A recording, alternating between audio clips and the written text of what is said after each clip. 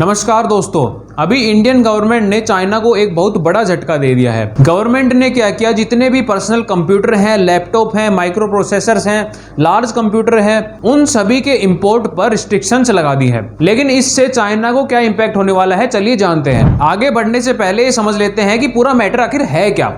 देखिए, Indian government ने क्या किया है, जितने भी पर्सनल कंप्यूटर्स हैं, लैपटॉप हैं, automatic data processing machines, micro processors, processor और जो भी लार्ज और मेन फ्रेम कंप्यूटर थे, उन पर रिस्ट्रिक्शंस लगा दी है। यानी कंप्लीटली बैन नहीं किया है, कुछ कंडीशंस हैं जो मैं आपको अभी बताने वाला हूं। अब सबसे पहले बात ये आती है कि इंडियन गवर्नमेंट ने ऐसा किया क्यों। देखिए, हमारी सरकार का कहना यह है कि जो लैपटॉप पर्सनल कंप्यूटर होते हैं, ये आप हमारे देश में आकर बनाओ, बाहर से हम इंपोर्ट नहीं करेंगे।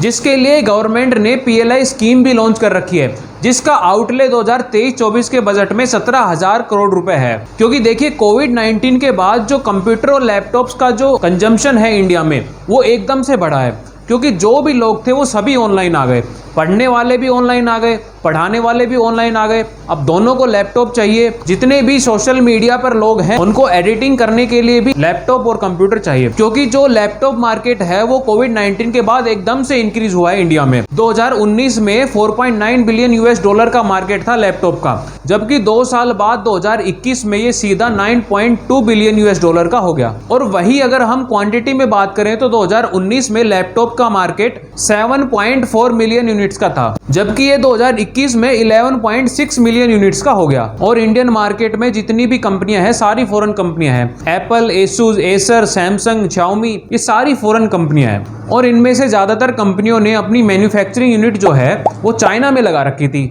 और वहां से इंपोर्ट करते थे इंडिया के अंदर।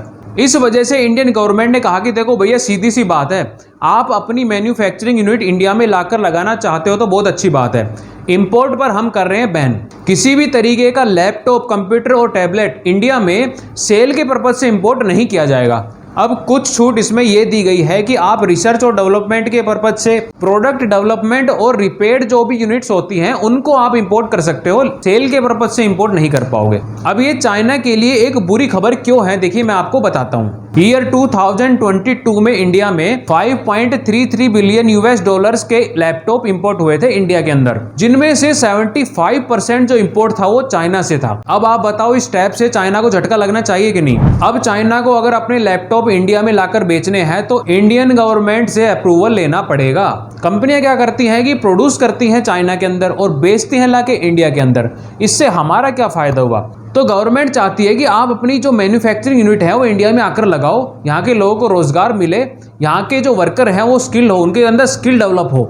और इलेक्ट्रॉनिक आइटम्स का प्रोडक्शन इंडिया में बढ़ाने के लिए इंडियन गवर्नमेंट आजकल जो सेमीकंडक्टर चिप्स हैं उनके प्रोडक्शन को लेकर भी काफी सीरियस है। ताइवान की एक कंपनी है फॉक्सकॉन, उसने वेदांता लिमिटेड के साथ इंडिया में सेमीकंडक्टर चिप बनाने के लिए टाई अप किया था, लेकिन ये डील किसी वजह से कैंसिल हो गई थी। अभी भी इंडियन गवर्नमेंट इस चीज में लगी हुई है कि कोई कंपनी आकर इंडिया में सेमीकंडक्टर चिप्स का प्रोडक्शन करे। सेमीकंडक्टर्स क्या होते हैं, जो हमारे इलेक्ट्रॉनिक डिवाइसेस होते हैं, जैसे मोबाइल, लैपटॉप, कंप्यूटर, इनकी जो IC होती है, इंटीग्रेटेड सर्किट, उसके अंदर यूज होते हैं। जैसे माइक्रो प्रोसेसर्स और बाकी जो भी चिप्स लगी होती है IC के अंदर, ये सब आते हैं सेमीकंडक्टर के अंदर। और सिर्फ इलेक्ट्रॉनिक आइटम्स ही नहीं, इंडिया ने चाइना की एक ऑटोमोबाइल कंपनी है BYD, build your dreams corporation limited, ये इलेक्ट्रिक व्हीकल्स की एक बहुत बड़ी कंपनी है चाइना की, इसको भी इंडिया में इन्वेस्ट करने से गवर्नमेंट ने रोक दिया। ये जो न्यूज है ये अभी रिसेंटली जुलाई की ही न्यूज है। चाइना की ये जो कंपनी है BYD, ये अपना 1 बिलियन US डॉलर का प्लान लेके आई इंडिया में।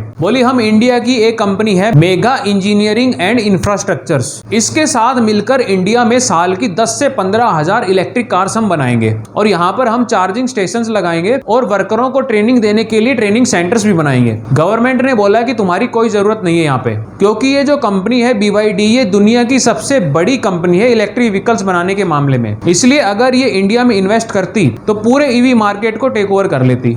तो इस तरीके से इंडियन गवर्नमेंट चाइनीज कंपनियों को इंडियन मार्केट से खदेड़ने पर तुली हुई है, जो कि सही भी है। देखिए, सीधी सी बात है, चाइना हमारा दुश्मन देश है। एक तरफ तो वो हमारी सेना पर अटैक करवाता है, हमारी टेरिटरी में अवैध रूप से घुसने पर तुला हुआ है, और दूसरी तरफ इनडायरेक्टली हम उसी देश को प्रॉफिट पहुंचाने लग रहे हैं। हालांकि हम सभी चीज़ों का इंपोर्ट चाइना से बैन नहीं कर सकते हैं, क्योंकि काफ़ी चीज़ों के मामले में हम आज भी चाइना के ऊपर डिपेंडेंट हैं। जैसे कि फार्मास्यूटिकल इंडस्ट्री में जो रॉ मटेरियल होता है उसका 70% हम आज भी चाइना से इंपोर्ट करते हैं। तो गवर्नमेंट आज के टाइम में जो ये स्टेप्स ले रही है, इसके बारे में आपके क्या विचार हैं, मुझे कमेंट बॉक्स में जरूर बताइए। और अगर वीडियो अच्छी लगी हो तो वीडियो को लाइक और शेयर करें और चैनल को सब्सक्राइब करके जाएं, ताकि आने वाली सारी वीडियो आप तक जरूर पहुंचे। जय हिंद, वंदे मातरम।